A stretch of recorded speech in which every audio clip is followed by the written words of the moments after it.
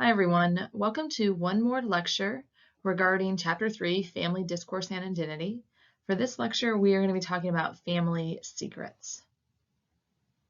Just like we've done with some of the other different types of family discourse, we're going to define what family secrets are. We're going to talk about some of the types of family secrets that are common, and we're going to talk about some of the functions or the purposes that family secrets serve. There also is a brief exercise related to this type of family discourse, so make sure to check that out at the end of the slides, and I'll also make sure to post something in the module.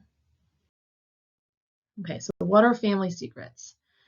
Family secrets are special instances of privacy in which consequential information is intentionally and purposely concealed. Practically all families hold some kind of information that is private. Right? And so what we need to really be thinking about then is, why is some information kept private? What type of information is that? And then we're really going to spend some time thinking about what are some of the kind of complicated things people think about and the difficult decisions people are making when they're trying to determine whether or not to keep information private or to disclose that information. Your book identifies 3 different types of secrets, including taboo secrets, rule violations, and conventional secrets. So for the exam, you'll want to make sure that you are able to identify each of these types of secrets and are familiar with exactly what they are. Taboo secrets are secrets about stigmatized or condemned information, whether those topics are stigmatized or condemned by the family or kind of society more generally. Some examples of taboo secrets usually could include things like abuse, unwanted or unexpected pregnancies, issues related to mental health. All of those, I think we would argue, can be topics that carry some stigmatization with them, and therefore they fit into this taboo secret category. Rule violations are secrets that have to do with when rules have been broken. So they may involve something as simple as maybe breaking of curfew. When we are meeting face-to-face and the issue of secrets comes up, it's always a little tricky because I don't want to make anyone share a family secret that they're not willing to share. Although it's surprising to me that sometimes I think it's kind of a relief for students to be able to share some family secrets to people outside of their family. Right? But when we talk about this a little bit in class, I notice that rule violations are often a very common type of secret that comes up. And a lot of times it involves some kind of story that has a student and their siblings doing some kind of curfew breaking or some rule violation occurring, and the secret is kept between the student and their sibling for years and years. Sometimes then parents find out, and sometimes not. But rule violations, again, are just secrets that involve some kind of rule being broken. It might not just be a family rule. I mean, it potentially could even be some kind of law being broken, even something like, I don't know, speeding, right? A secret about driving too fast, right? Or drinking underage or something like that. Conventional secrets are secrets about topics that are just simply not talked about by the family. They may be deemed as kind of inappropriate to discuss in public. I think many people have the idea that it's just really not appropriate to discuss how much money you make. So that would be considered a conventional secret. I wouldn't call it taboo or stigmatized necessarily, and that doesn't involve breaking a rule, but it's just kind of a topic that is kind of deemed an inappropriate thing to discuss: how much money you make, how much you weigh, or how much a family member weighs, things like that. Sometimes conventional secrets can even be, I guess, kind of positive though, right? A conventional secret might be something like a surprise birthday party, right? Or a surprise anniversary party or something like that. Okay, so now that we've had a chance to talk about some different types of secrets, let's kind of examine why secrets are kept, or what some of the purposes for keeping secrets serve. We usually think of secrets as a real negative thing and something that's problematic, and certainly that can be the case. But it's also important to think about the fact that there must be some reason or some purpose for keeping information private. Otherwise, people wouldn't do it, right? And so, one thing we can think about is the fact that secrets can, in some ways, be kind of bonding. When you have built enough trust with a family member or romantic partner to share a secret with them, that can really create kind of this special connection, right? And then when that person that you've trusted with information keeps the information private and does not break your confidence in them, then that can continue to really enhance the connection between the two people. So certainly secrets can have that kind of serve that positive function of bonding, right? In addition to that, secrets can serve the purpose of evaluation, right? They can protect people from being criticized or judged. If their secret was shared with someone who would disapprove or negatively evaluate them because of that secret, that keeping the secret then, of course, can protect them from that criticism or that judgment. Privacy simply refers to the fact that sometimes information is just really no one else's business, and so secrets serve the function of keeping your information to yourself and keep your information private. Secrets can serve a maintenance function, and they can, in some ways, keep family members close or just kind of prevent unnecessary or undue stress.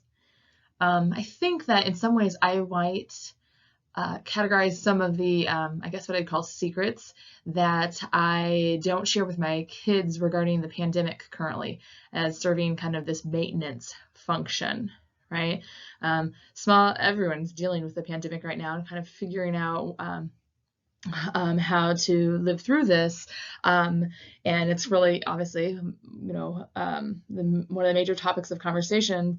But what I'm noticing is that I certainly am choosing to share some things with my kids and not share other things, right? Or try to avoid them being having access to certain types of information about this, about pandemic. And I'd argue then, keeping some of that information from my children is technically a secret, but it's serving that maintenance function. It's trying to prevent undue stress on them that I don't think that they need to endure right now. Okay, secrets can serve the defense function. So that just really involves protecting individuals from information that could be used against them. And then finally, secrets can just help to avoid some communication problems, right? So there are a variety of reasons why secrets are kept. But as I said earlier, there are a lot of complex decisions that go into figuring out what information may be kept as a secret, what information may be shared. And all of those complexities have really been described and evaluated in the theory that we're going to discuss next. Okay, so communication privacy management theory is a theory that was developed by Sandra Petronio not too long ago. Basically, Petronio argues that people feel like they have ownership over private information, and therefore they have the right to control the flow of that information. Right? So it's almost like people think information is this tangible thing that you can touch and you can hold and you can keep and you can decide to either share and give to someone else or not. All right, so I think this visual does a nice job of at least kind of briefly describing some of the major tenets of the theory. If you look on the left-hand side there, the circle is labeled as the data subject's decision on the info. So in other words, that circle is describing the individual who has the private information, right? They have the secret. And the theory would argue that what that person is going to do is determine what kind of boundary he or she wants to set around that secret. Right? Do they want a boundary that's really, really small and maybe only they know that information, or maybe they know the information and one other person? Or do they have a boundary that's really quite large, and are they comfortable sharing information with a lot of people? Is the boundary really, I guess I would say, kind of thick and impermeable, and something where, it's a boundary that will never be broken, that they really have strict rules about not allowing people to know? Or is the boundary kind of fluid and flexible and permeable? In other words, is it something that eventually they will just go ahead and share that information with everyone and the boundary will kind of break? The theory argues, as you can see from this figure, that there are a variety of factors that influence how people decide to set the boundaries around their secrets.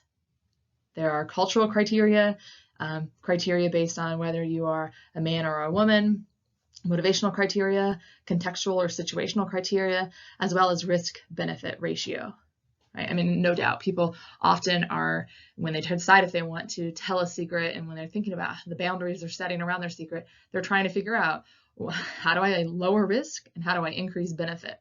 Right? You know, most of us probably think that feels like common sense, right? I'm only going to share a secret if I feel like I get something out of it. I am not going to share a secret if I feel like the risk is too great. Okay. I'm not going to go into detail about all of those specific criteria, but you know, the chapter does a good job of describing a lot of them, so check that out around page 59, 60 in your textbook. Okay, but so if we can accept that idea that according to communication privacy management, people have information that they feel like they own, they feel like they can control if other people know that information or not, and based on that, they set up certain boundaries around that information. Then you can move over to the right side of the figure and see that in that picture, what we see is the kind of collective privacy management that occurs between the individual with the secret and the people that he or she has shared the secret with, right? And so now it's not so much about the individual setting up a boundary, but instead it becomes about boundary coordination, right?